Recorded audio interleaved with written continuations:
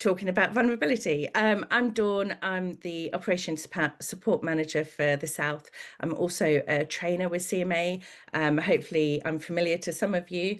I appreciate there's a lot of people I probably don't know here, but welcome.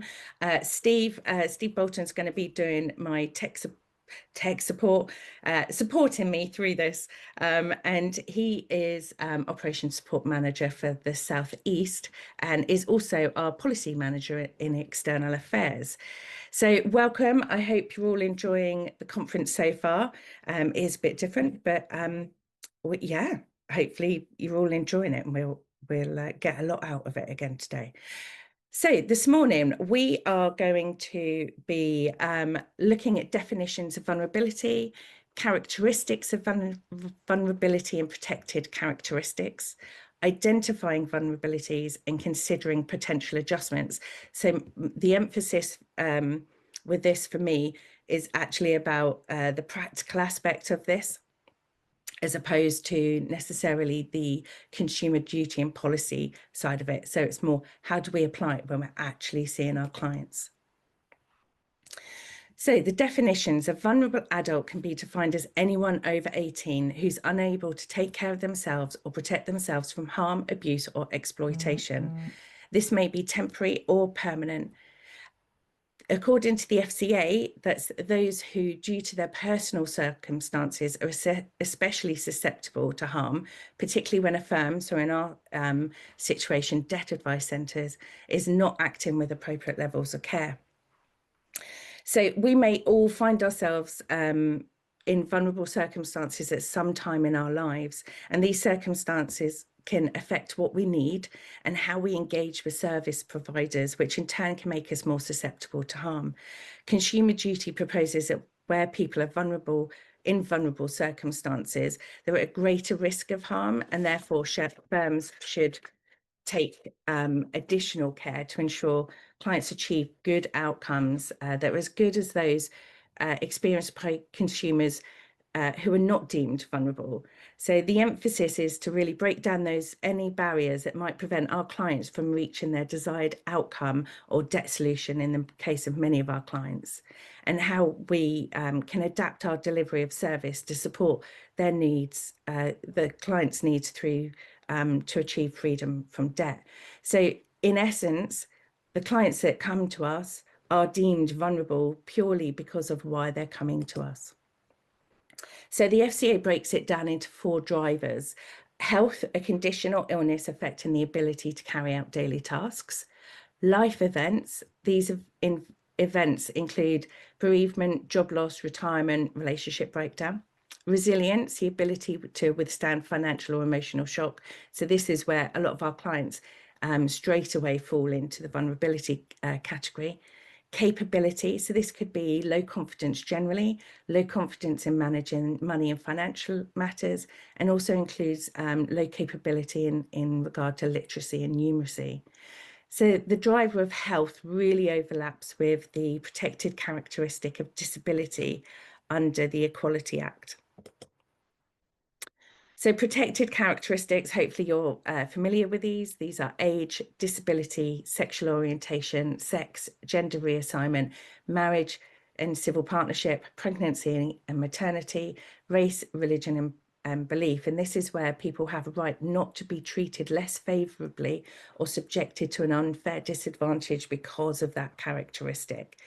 In themselves, they don't necessarily make someone vulnerable, but it does mean that they're potentially more likely to have characteristics of vulnerability.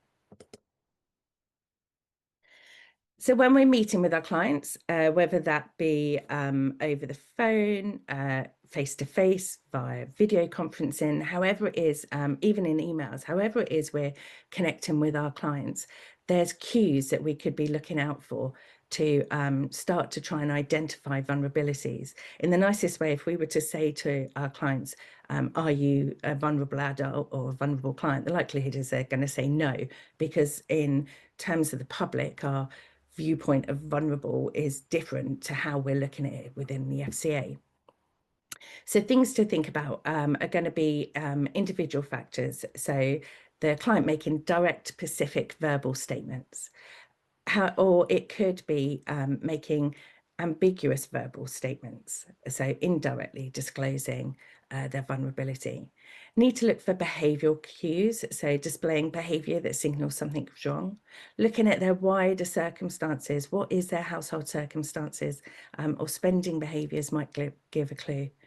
And organisational actions, so this is actions of other agencies or even our own centres. So there's lots of cues to be looking out for. And what I'm going to do, because I really want this to be for you guys, is, and to see what you guys are coming up with and get your brains thinking, is I'm going to split you into groups. Steve, are you able to do the groups, or do you want me to? So what I'm going to do is split you into groups. I'm actually only going to give you 8 minutes, I'm afraid, because time's a bit short. And what I'd like you to do is identify 1 or 2 potential vulnerabilities for each of the 4 main drivers. So health, life events, resilience and capability. And I want you to think about, what they are and how they might be disclosed to you. And if you can nominate someone to feedback, not every group will get the opportunity to feedback on all of them. I'll ask a couple of you to volunteer to feedback. So I hope that makes sense. If no one's really sure, then just put in the chat and I'll try and explain better. Sorry, how many have we got on here? How many? It's saying, it's saying 21 per room. 22, including me and you. So 20. Right. Okay. Right. So if we go for 3, Yeah, so 6 to 7 per room. that's fine. Yeah.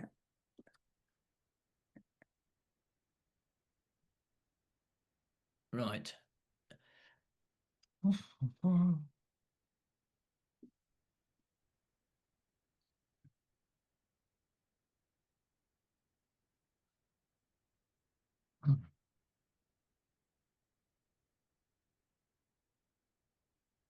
Cool. So I hope you had some good discussions. Sorry, it was probably felt like it flew by. So I've done it so that we can all see each other to discuss. And what I'm going to do is I'm going to break this down and we'll look at each of the drivers separately.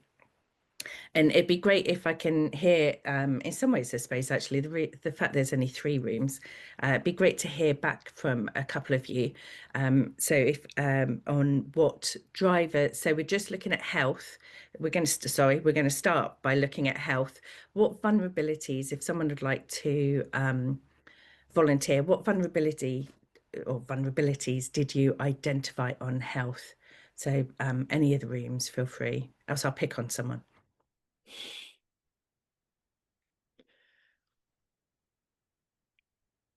Okay, I'm going to pick on room 1. David, Linda, Sean and Stephen, sorry. Who'd like to share from your group? Oh, right, I'll throw off them. So, I mean, obviously, we were talking mental health issues and inability to concentrate and focus on time. So, managing how you dealt with those people in specific to them. One example I gave was a client who could only deal for 15 minutes, and you had to do all your sessions in 15-minute slot. Another one who was wanting everything in writing, so they could think about it before the meeting. But it's it's in discussion and how I'm not had a problem for people to explain to me what they want primarily in the health grounds anyway. And so how would those things be disclosed to you? Usually the clients are fairly open with it. Or if it's the referrer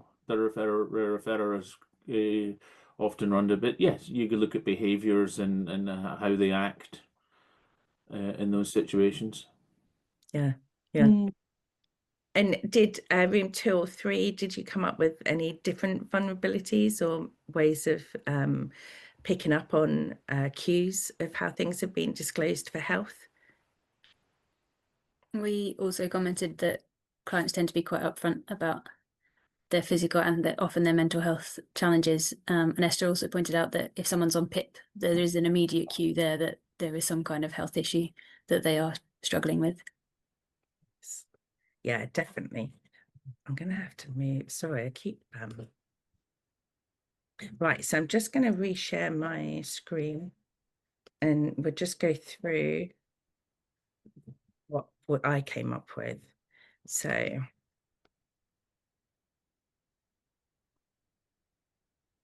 okay, hopefully move that out of the way. So some of the things I came up with. So yeah, we discussed mental health and physical, but there's a lot. There's so many things that can really fall under health. So I thought about addiction, which you could see in excessive spending, smell, behavior, eyes, and actually someone on a recent course I ran actually pointed out that if people are on gambling sites, that quite often shows up in the soft searches on credit reports. So it's worth keeping an eye out for, because that's maybe one that wouldn't necessarily be disclosed very readily. Vision, obvious things, glasses, stick, guide dog, could be holding things close, tilting head. Hearing could be hearing aids, cochlear implant. There's all these different aspects. So dexterity, which could show, oops, sorry, I have this problem all the time with, no, I've gone the wrong way. Sorry, I forget my my Mac mouse is very sensitive to me moving. You mentioned, David, about memory issues, and that can come up for a lot of health issues. It doesn't necessarily have to be, I think sometimes we think along dementia and stuff, but actually memory can be an issue for people with lots of other chronic health issues and mental health issues, because of the fatigue that can be caused. And so then that can make it difficult to recall information. So, and you'd be thinking about, are they repeating themselves? Are they struggling to find their words? Are they asking questions? Do they seem vague? Brain fog. I don't know how many of you have come across brain fog. I suffer with it all the time. I used to call it baby brain. I haven't got that excuse. My kids are 15 and plus. So, but yeah, where your brain just feels like you can't make sense out of it. So, and of course, social or behavioral issues, which could be eye contact or extremely organized, disorganized, literal, and no-shows. So I think no-shows can be an issue on a lot of this. I think we get frustrated with no-shows as debt advisors and money mentors, but actually, what's the reason behind it? Could it be more than just they've forgotten about the appointment? So in addition to verbal disclosures, I think, a lot of our clients are forthcoming about their issues, but, you will get those that sort of being very guarded about the situation and come into us. So, it could be a mention of doctor's appointments or medication, prescription and medical costs, other appointments, support workers, and social workers. And then relevant benefits. Christina, you mentioned this, PIP, disability living allowance. For those who aren't aware, that's up to a child up to 16 years old, limited capacity to work, and of course, employment support allowance. Okay, so if we move on to life events, if trying to work out what room 2, we've not heard from you. So room 2, would you mind sharing a couple of life events and how they would be disclosed? So that's Alison, Becky, Katrina, Colin, Kate, Laura, and Ted. Just Right, trying I can share. Do you want me to share? Yeah, please, yeah. Okay, so yeah, we talked to be honest, we didn't spend too long on this one, but we talked a bit about marriage and relationship breakdowns, job loss, children moving out, but also children reaching adult age but not moving out, being loss of benefits when that happens. I've had a few clients where that's happened recently, and especially if you were getting extra benefits for the child disability uplift on universal credit. So yeah, I suppose we disclose through discussions, through talking about things, through bank statements, benefit statements, things like that. Yeah, no, that's brilliant. Thank you, Becky. Did any of the other rooms sort of come up with anything else?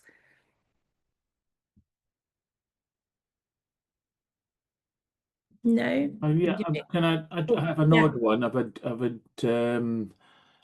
victim of modern slavery, which I shared with the team, and that, which is obviously some an interesting background.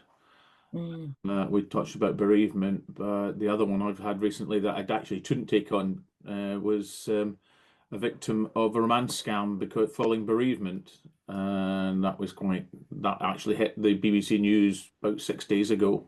That one in Cambridgeshire, which is quite an interesting one. But yeah, I mean, there was, and that one was I didn't feel the client had capacity to actually understand what she was doing. Yeah. So there's a lot, and it's sad about the scams that are out there and the people that take advantage of people in vulnerable situations, isn't it? So yeah, so thank you guys. That's some great thoughts. So ones I came up with, Becky, I think you covered a lot of this in your group. So could be carer of close family member. I think often when we think about carers, we think about carers of older generations, but actually, you know, there's a lot of parent carers out there, and you know, and carers of people of any age. I think you mentioned bereavement, serious accident or illness to themselves or someone else close to them. I think you mentioned job loss, retirement, relationship breakdown, and change to not just the change in family circumstances, but also size as well. And I've put domestic abuse into life events, and the effect that has on the vulnerabilities that causes. So yeah, so there's a lot of, you know, a lot of normal things we'd be looking for when meeting with our clients. You know, there's some obvious stuff there. With domestic abuse, you know, lack of confidence, struggling, lack of information or support network are really common signs. They get isolated. There could be physical signs as well, and limited finance if you're looking at economic abuse. Just a note on domestic abuse, be careful about pushing too much for information. If they're still in a relationship, be careful about how you manage your engagement and gathering the information we need to do the process.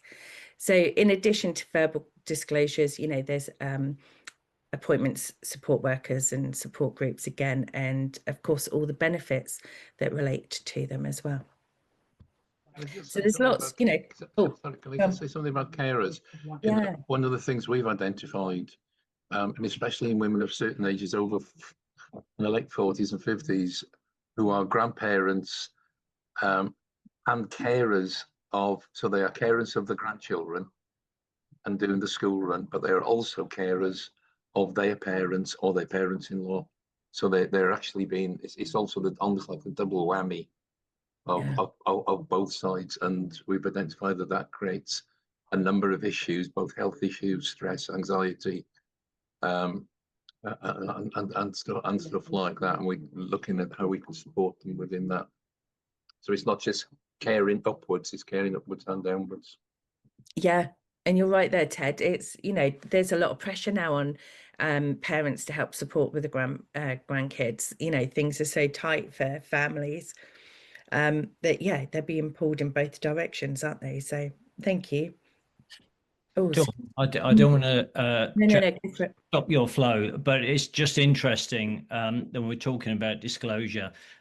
Colin has dropped into the chat some FCA research where over half of people don't actually disclose. So it makes those observational cues that much more important. Yeah.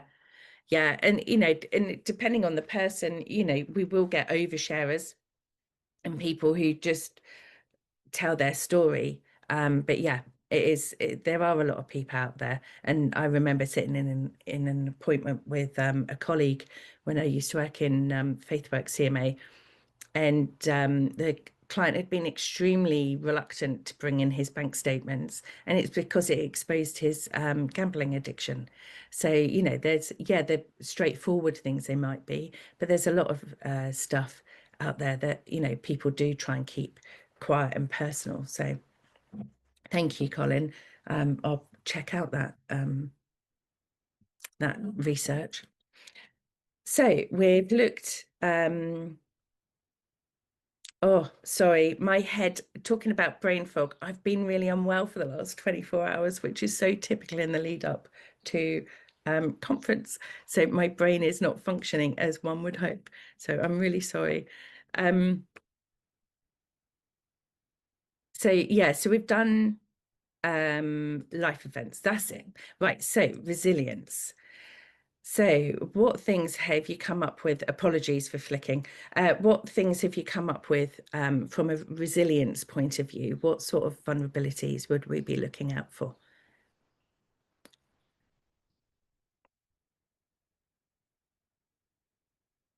How about room 3?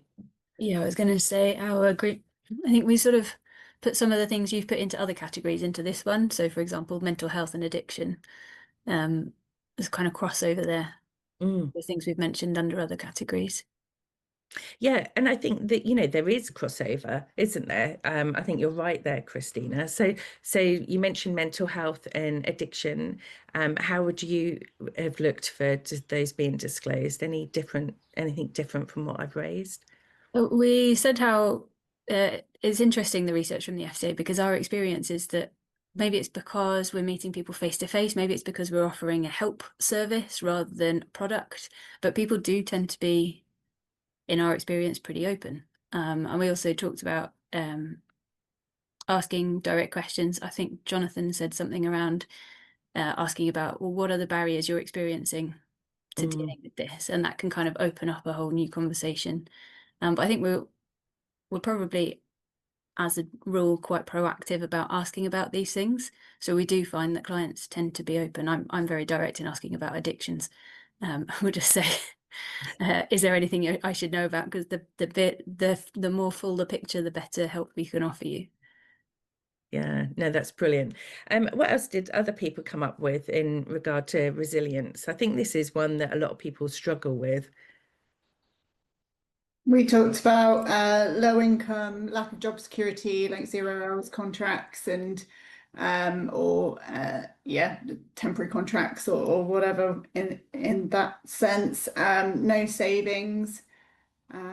Yeah, so more kind of financial resilience being an issue.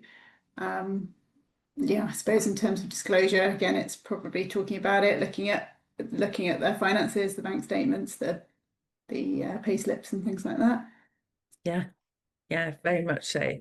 Brilliant. So the things I came up with are, so the common things of why they've actually come to us. So, you know, struggling with their bills and financial commitments, fallen behind, missed payments. You know, we're going to see defaults and missed payments probably on credit reports, and unopened letters or excessive calls or emails. A lack of savings, you know, that means that there's no lifeline for if anything stops or if the mortgage or rent increases, you know, so limited budgets and rent greater than housing allowance if they're private renters. Variable mortgages, you know, or actually, you know, if their mortgage rate is coming to an end, you know, that could imply, you know, there could be further problems. And also, you know, if you've retired or you've cut your hours, changing lifestyle and having to continue with employment, and looking at things like, you know, state pension or small private pension. You know, some people who've got a very small private pension end up worse off because they're not entitled to the oh my word, my head's gone, the pension credit, there's the words, pension credit. So yeah, so these are going to be the reasons, you know, why actually most of our clients are actually seeking help. Okay, and the final topic, the final driver is the capability. So how about, yeah, anyone like to start on capability? would you- I'd like to mention about undiagnosed or diagnosed neurodiverse conditions. So my son and my husband have ADHD, and I only learnt about my husband's ADHD because my son had it. Unwillingly having to learn all about that stuff initially, and actually finding it to be really, really amazing to find out about how my son's brain works, and we have a much better relationship now because of that. But I think it affects people in different ways, and I think if you have a lack of understanding about, and that's not a you know, to sort of say, oh, people need to know all about this, because if I'm sure if my son didn't have it, I would not know anything about it. And so when people say, I think I've got ADHD, I'm not sure, I'm going to get a test for it or whatever, and that can take a long, long time. How do we deal with that? And I actually would like to maybe suggest that we need some sort of guidance for it, because it is such a huge area, and I think so many people are struggling with it now because they didn't even know they had it, and their friends' mum's child has got it, and they think, oh well, they're like me. I mean, maybe that's what I've got, you know, and that's why I can't cope with dealing with my finances. What's wrong with me, you know? So it's a huge area that maybe needs to be because you know all centres need support to understand what it actually is that causes the issue here. You know, everyone's situation is different, of course. Yeah, and you're right there, Kate. And you know, we have stereotypical views of what autism and ADHD look like, and actually the reality of it is that it's such a wide spectrum. The whole neurodiversity umbrella is such, because that includes bipolar, dyslexia. I think there's other aspects in it as well. So it's a massive spectrum of stuff, and it affects people. Like when we think of a spectrum, quite often you think of it being linear and they're somewhere along the spectrum. Actually, it's not. It's different aspects that affect the person in different ways. So each person's an individual and it does affect them. And like you, Kate, I've learned all about it because my son's autistic.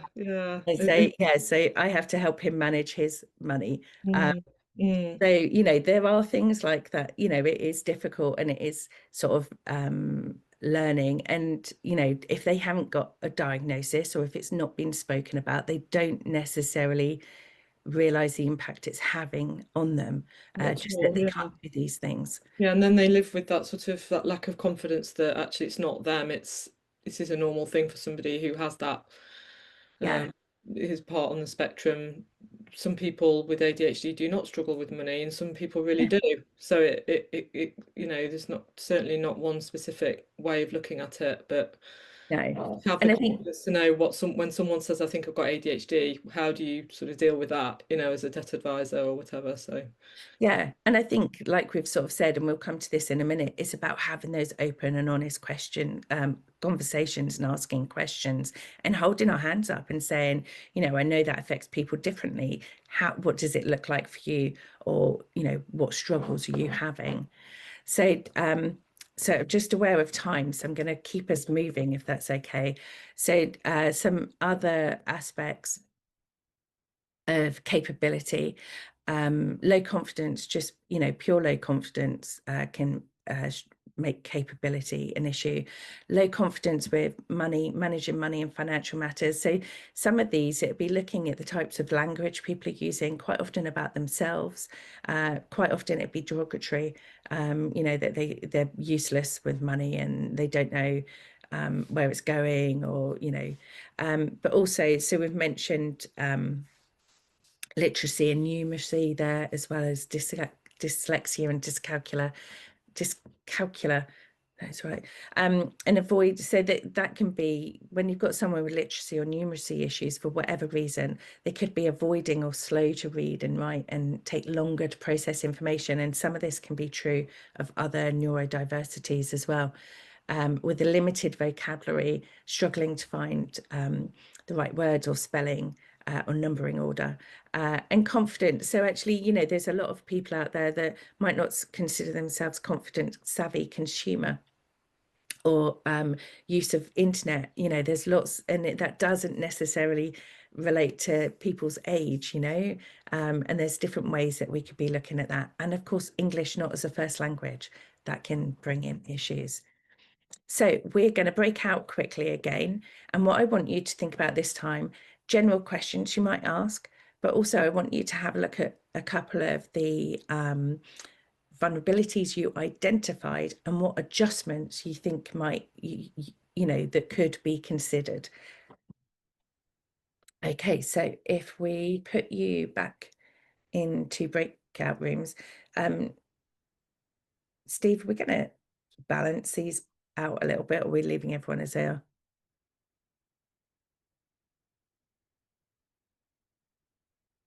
You're muted. I'm going to pause. Brilliant. Okay, so welcome back. Okay, I'm aware of the fact we've got 10 minutes left to get through this. So what I'm going to do is I'm going to whiz through my slides. And if you guys have got anything particular you want to contribute, just jump in, but just be aware that we've got 10 minutes to finish getting through this, okay? So hopefully you guys have come up with similar sorts of things. So some general questions and conversation points. You know, do you mind if I ask how that impacts you? So we were talking about the fact that, you know, we're not sure. We were talking about how everyone's different, and actually it's, you know, it's good to sort of just ask, how does that impact you? Or I see that, you know, if there's like appointment benefits, are you happy to share what this is for? Is there anything we can do to support you with this? Is there a better time of day for appointments? Even, you know, our meetings usually take an hour. What's the ideal length for you? You know, some people who have like ADHD, mental health problems, you know, all sorts of reasons need short meetings, as I think it was David shared earlier. You know, what's the best way for us to communicate with you? You know, would people benefit from reminders of appointment tasks, information required? How and when would you like these prompts? I'm a big WhatsApp person. It's best way of communicating with me. So, you know, there'd be other people out there that like that or prefer phone calls. And yeah, and if someone, you will get people who just want to go with the flow and don't want to be an inconvenience. So, you know, do sort of point out to them if things change, they can say, or even if you realize they're struggling, to, you know, do sort of say, is everything okay? You know, you appear to be, you know, do we need to take a break, sort of thing. So some ideas of adjustments. So when are you meeting with people? Are there particular days or times that work better for them, and better for when they function at their best? How long are those appointments, as we've discussed? You know, do they need short appointments? Some people might actually want to just go for it and get in as much as they can. It might be a case of, you know, how do I identify, are there signs or, you know, for when we need to move on, or just let me know when you need a break, you know, just giving them permission to stop appointments or to take a breather.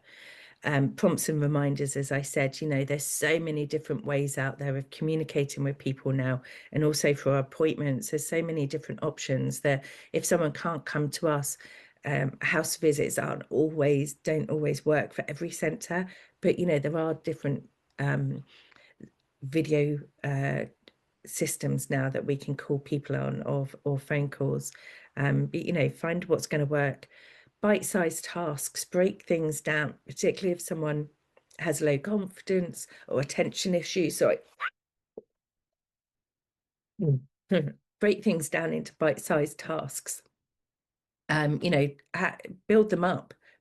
We want to encourage and support them and empower them to take back control. So, you know, don't set them up to fail, set them up to succeed.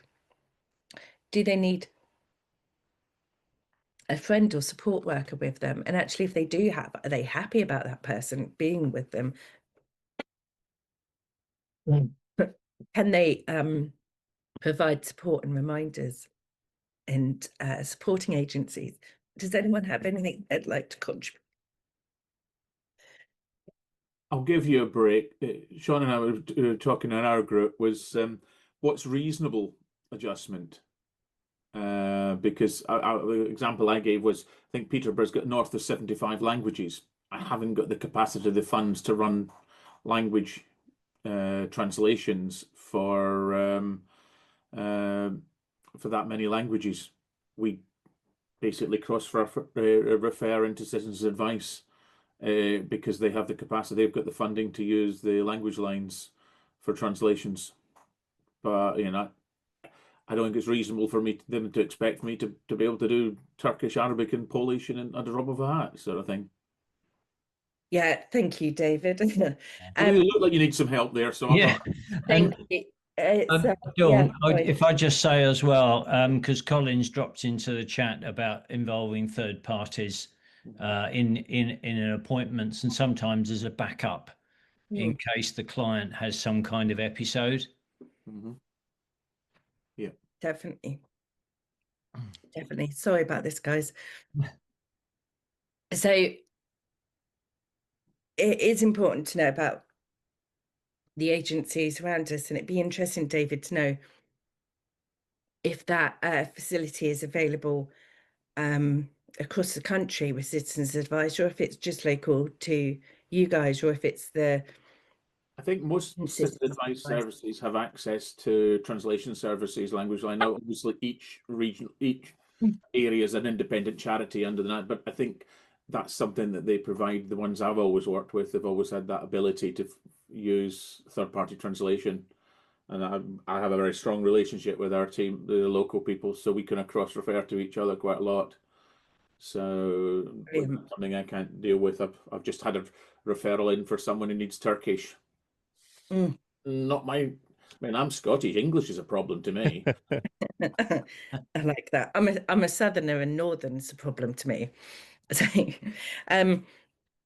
yeah, so that's great. Thank you. Language is, you know, is an issue, and actually, although we've got like Google Translate, actually that doesn't necessarily make it comprehensible when we use it. So some little things I've come across. We're all aware of our MP3 and 4 recordings for someone who needs things verbal. Actually, also coloured wallets or coloured paper can help some people with literacy and dyslexia issues. Using simple language, hearing, again, you know, we can't necessarily provide all of these things, but if someone is good at lip reading, you know, make sure they can see your face and you're pronouncing clearly. Language, we've covered. Resilience, you know, what support can we put in there to help people manage their money and build up that resilience? And this is also why savings is an important part of the budget. And I've just put about domestic abuse in there again. It is sadly extremely common. And again, as I said, you know, just be careful. If you've got someone still in a relationship, they might not be able to access the information that we need. And actually, if they try and access some of the information we need, it could actually put them at risk of harm. So just be careful. So I appreciate. Oh, go. Just very quickly, I just wanted to pick. Sorry, I'm just. Yeah, that's fine. As I said, we don't do language translation, but I will have people who speak enough English to deal with it, but I always give them a parallel translation of the contracts in their language, but they sign the English version. So I'm sure they understood what they've read, but I'm only getting the signature on the English version. Yeah. So that's, for me, that's a reasonable accommodation, but the whole process is in English, but they understand the contract. Sorry. Yeah. So as we were saying, you know, we can't do everything. So what can you do? What do you have available to you? What resources can you access? Ensure everyone in your team knows about what's available and what you can offer at your centre.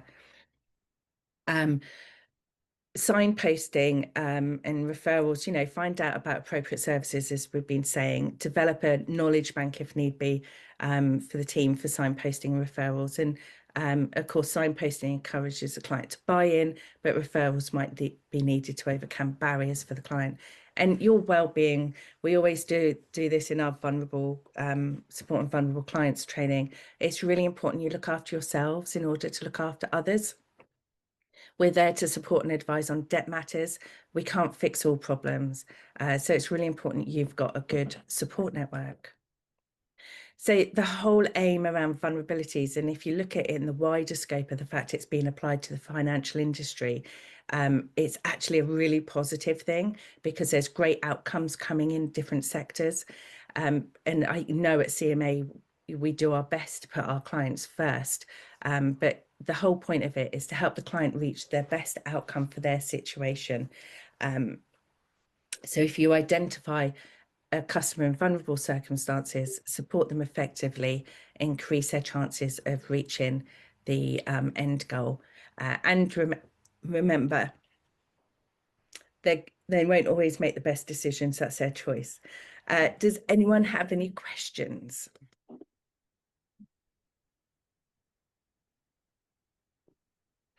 No, anyone have anything they'd like to discuss? If not, we're at time. And perhaps just one quick question. Well, we should be recording all this on Catalyst. Do we need to seek consent before we record it, or should we just Yes. record our own judgments, even if they don't agree with us? So if hopefully your contract might include explicit consent, or you have a separate authority for explicit consent, which covers your protected characteristics and sensitive information relating to them. Ideally, you should also be getting verbal consent for each disclosure.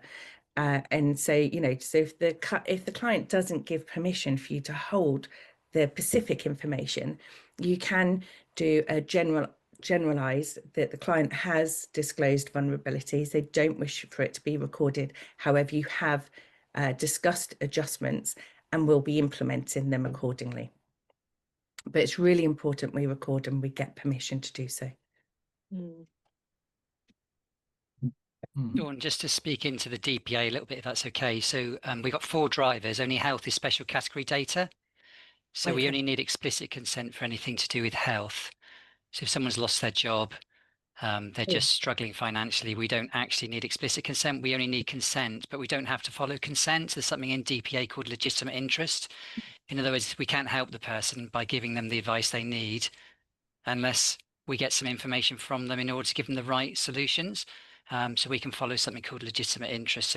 So organisations, I don't know if they follow a CMA model, forgive me, or whether they have their own way of doing it, but theoretically you only need to think about explicit consent when there's health involved in recording and storing that health information. So I hope that's helpful. Thank you. We've written some articles on the Money Advice Trust. They're quite long, that's the trouble, but there are some DPA, GPA, GDPR documents that you can look at, or ask CMA to look at and put it in layman's terms, if you like, if that's helpful. I can talk to you offline about that if you want to. Yeah, that'd be lovely. Thank you. Oh, so well, thank you, Dawn, for for making it through that. Dawn did great. Well done. Just to say, I did drop this in the chat. We are at lunch. You can drop into the exhibitors now, which you can go back into the lobby, drop into them. From 12:45, you can also drop into the lunch and chat. And then we are back with our afternoon keynote address from Ruth Stevens at Join the Dots at 1:30. Okay, thank you. thank you, everyone. Thank you, John. Thanks, Dawn. Well done. Cheers. Bye.